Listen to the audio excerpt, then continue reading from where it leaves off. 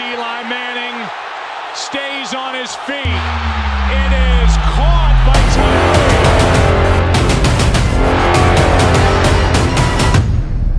Tyree. We here back on Catch the Moment podcast, Radio Row edition. 15 years since the helmet catch, bro. Andre Hawkins here, founder of Status Pro, 100% disruptor, not just in life, but obviously in entrepreneurship. All right, so before we get into some of your story, man, it's really about you today. Got to ask every guest, where were you when you saw the helmet catch? It's 15 years. Yeah. Any story that you got, go ahead, give it to us. Where was I when I saw the helmet catch? I was in Florida training for my pro day.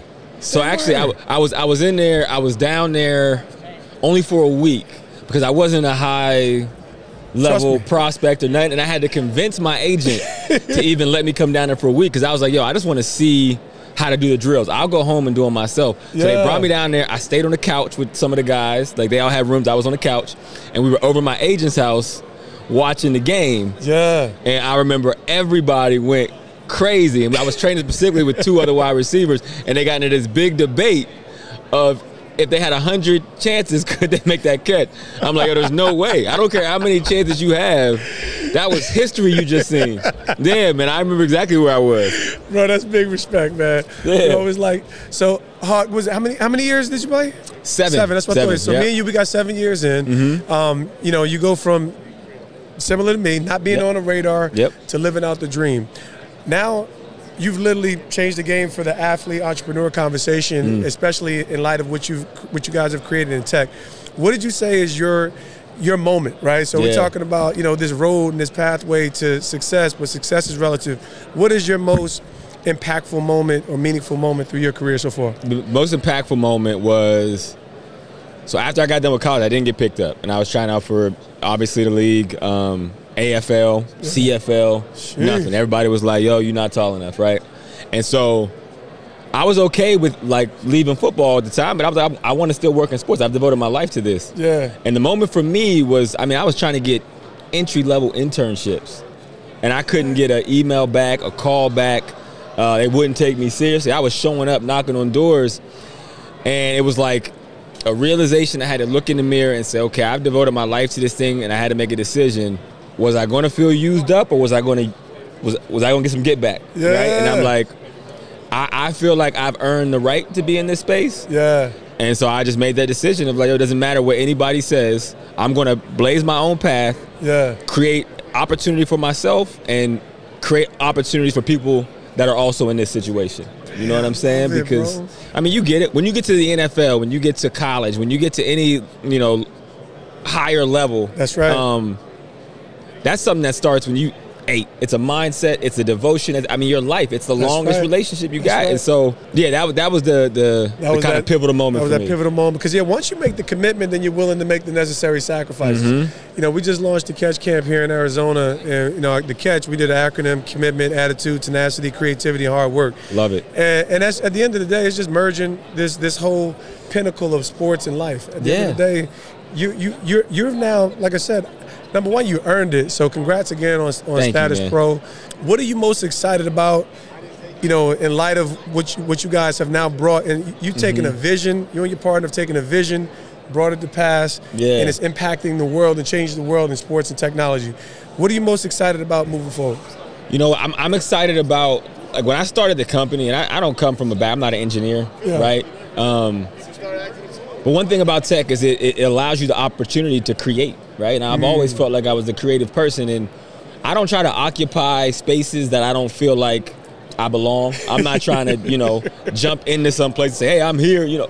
And I see a lot of people do that with athletes, you know what I'm saying? And I felt like what we were building, we had a value proposition that was unique. I felt like we had a great fit in the sense of what we're building is the athlete experience. And I know that. And so I felt like my whole life I was told, as well as my peers, my family members, my teammates, that if you weren't on the field, there's no value for you in sports. You can't affect business. You can't affect the technology. You can't be a decision maker. And so I'm like, well, how do I create something where all the value and the expertise comes from people who have been there. Because I've seen my friends. I've seen my friends struggle after they get done playing, both college, professionally. I've seen them not have lifelines. I've seen them, not prepared. Some by their own doing. Some by, people not caring about what happens to them afterwards. And so I'm like, well, how do I create where in this world, if I say, hey, what is it like running a route 40 yards down the field, and you have to look back and know, I don't look back at the quarterback, I look up, right? Like those little insights that we only know. Well, how do I create a company where that becomes the value proposition? And that's how we started Status Pro. And that's what I'm proud about, is because now we're bringing that experience to people who have never seen that, because people who love football or sports, the last level of access for them is being on the field. And they may not be born with the ability to ever get there, but now you can see the game from that perspective, and that's what excites me, is because we're just sharing our experience, and people are gravitating to it. Bro, it's epic. It's epic. All right, so nothing of monumental value, whether it's playing at college, NFL, or obviously starting a business. What was the biggest hurdle that you've had to overcome to these different pinnacles of success? Man, I think it's having to, at every turn, claw and bust your way out of the boxes they put you in. Man, bro. And that's why we're here, man. Every time, right? And think about like how you came in the league, how I came in the league. Even within our athletic careers, there were continual boxes, you 100%. know? Till you get to the point where you make the best catch in Super Bowl history. But when you came in, who said, oh, this guy is going to be the one to do that? Who would have said, I'm betting my money on you, I'm putting you in that situation? Listen, boy. And it doesn't matter. The biggest first-round picks, the biggest Hall of Famers, the most stats, if they were in that situation, they don't come down with that, So I think it's busting through those boxes is something that we still have to do today, right? It's like 100%. People continually say, oh, you've done good to this point, but you can't take it to the next level, So that's you learn to live with it. Bro, it's so true. And like I said, it's the continuous journey that you're willing to grow, explore, commitment to excellence. Like, obviously, success isn't, success on any significant level isn't achieved alone. Who have been the most impactful people along some of your journey? Like I said, whether it's personal or professional, who've been some of those people that's like the sounding boards or the mentors, inspirers? Of course. I mean, we're all like a product of the people around us, like my parents and my siblings, but two specifically that I think really have shaped both my playing career and my post-playing is my older brother, Artrell, who played in the NFL for 9 years. Big shout, Artrell. Yeah, and I got the benefit of like watching him. You know what I mean? So I would love to say I'm so smart, and I know people sometimes think that. I'm not. If somebody else lives your life 10 years ahead of you, you get the answers to the test. So I can see what works and what doesn't. So without him, I definitely wouldn't be in the position I'm in. The other one I think is Maverick Carter, who is LeBron's business partner. Excellent. And I say that because when I was in the league, I expressed to him of what my plans and aspirations were when I was done. And I did that to a lot of people, and they looked at me like I was crazy. See? He didn't do that. He opened the door and he said, all right, well, here's how you learn. Let me show you. He gave me access to everything.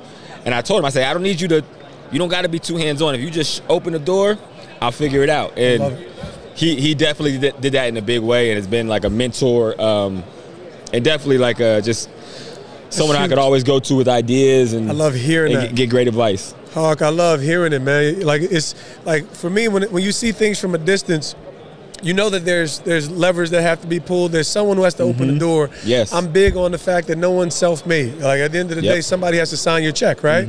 So somebody has to agree that whatever value proposition that you have is legit. No doubt. So even in that, your story continues to inspire. I see you also doing a bunch of media. Tell me kind of like what's the mix of where you see yourself at as an owner, entrepreneur, and media personality as well? It's tough, man. It's a tough balancing act.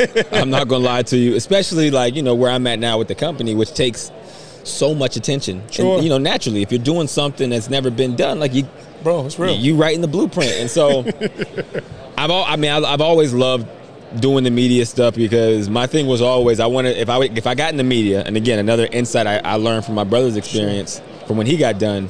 I think, we'll say 10 to 15 years ago, it was very much like, hey, if you want to be in media, you have to talk this way. Sure. You have to look this way.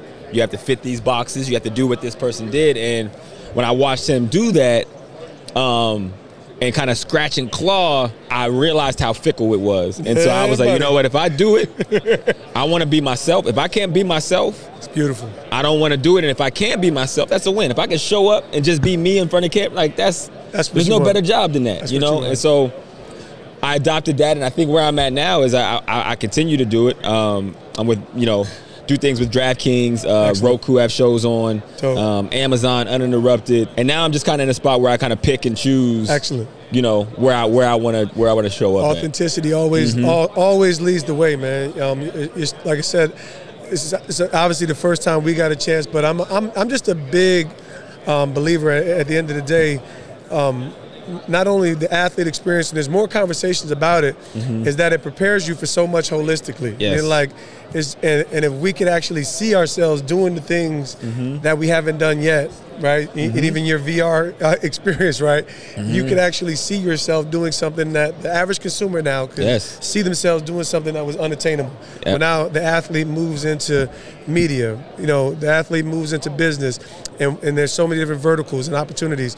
So I know everybody's got a point, like I don't want to say a breaking point, but it was like something that was a glitch in the matrix that like really shaped that they overcome.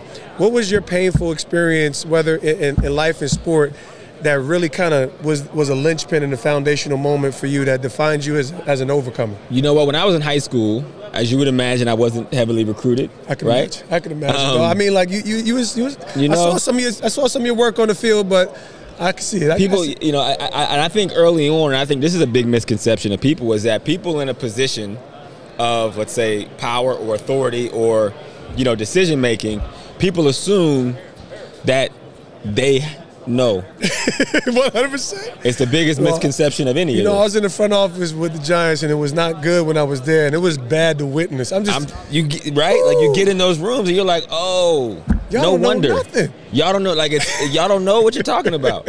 And so I had to learn that early. So when I was in high school, I couldn't get any scholarships, and you know what I'm saying? I was like scratching and clawing. I had some Division II offers, and I'm like, no, I could play D1, and I'm trying to go to the league. I was laser set on making this happen, and the avenue to get there was playing Division I football.